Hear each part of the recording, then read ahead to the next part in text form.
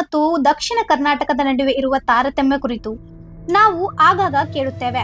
ಇತ್ತೀಚಿನ ಅತಿವೃಷ್ಟಿಯಿಂದ ಈ ಪ್ರಶ್ನೆ ಮತ್ತೆ ಗಂಭೀರವಾಗಿದೆ.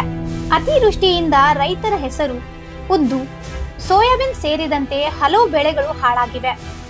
ಅನೇಕ ಕುಟುಂಬಗಳು ಮನೆ ಕಳೆದುಕೊಂಡಿವೆ. ಆದರೆ ಪರಿಹಾರ ವಿತರಣೆಯಲ್ಲಿ ಸರ್ಕಾರ ಭೇದ ಭಾವ ತೋರಿಸುತ್ತಿದೆ ಎಂಬ ಆರೋಪ ಜನರಲ್ಲಿದೆ.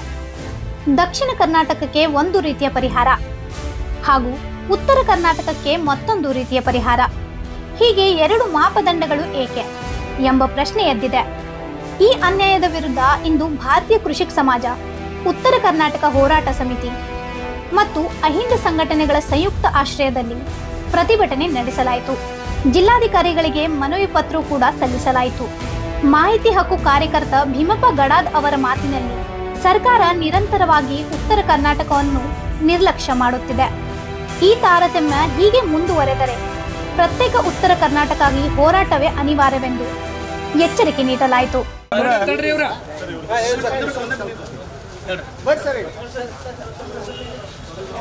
ಈಗ ವಿಪರೀತವಾಗಿ ಸುರಿದ ಮಳೆಯಿಂದ, ಪ್ರವಾಹದಿಂದ ಈ ಉತ್ತರ ಕರ್ನಾಟಕ ಭಾಗದಲ್ಲಿ ಸಾಕಷ್ಟು ಬೆಳೆಗಳು ಹಾನಿಯಾಗಿದ್ದಾವೆ. ಈಗ 15 ದಿವಸದಿಂದ ಈ ಮನವಿ ಕೊಡು ಕಾರ್ಯಕ್ರಮ ಉತ್ತರ ಕರ್ನಾಟಕ ಭಾಗದಲ್ಲಿ ಎಲ್ಲ ಕಚೇರಿಗಳ ಮುಂದೆ ನಡೀತಾ ಇದೆ.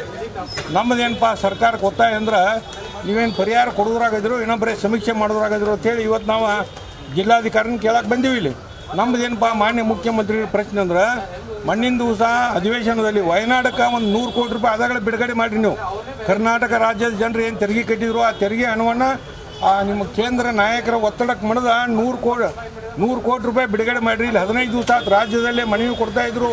ಈ ರೈತರ ಬೆಳೆಗೆ ಯಾಕೆ ಪರಿಹಾರ ಕೊಡ್ತಾ ಇಲ್ಲ ಅಂತೇಳಿ ಜಿಲ್ಲಾಧಿಕಾರಿ ನಾವು ಕೇಳಕ್ಕೆ ಬಂದೀವಿ.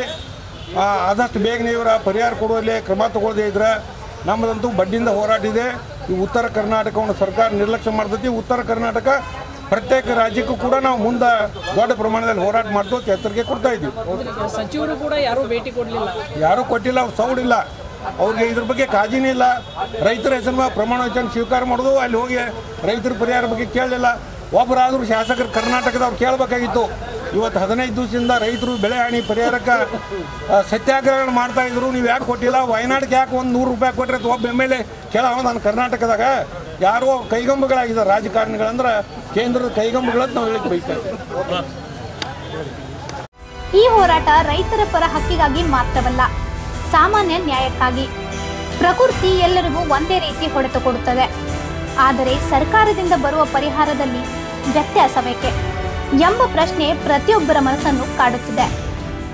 ಇಂತಹ ಇನ್ನೂ ಅಪ್ಡೇಟ್ಗಾಗಿ ಸಬ್ಸ್ಕ್ರೈಬ್ ಮಾಡಿ ವಾಯ್ಸ್ ಆಫ್ ಸೇನುಗ್ರಾಮ್ಗೆ.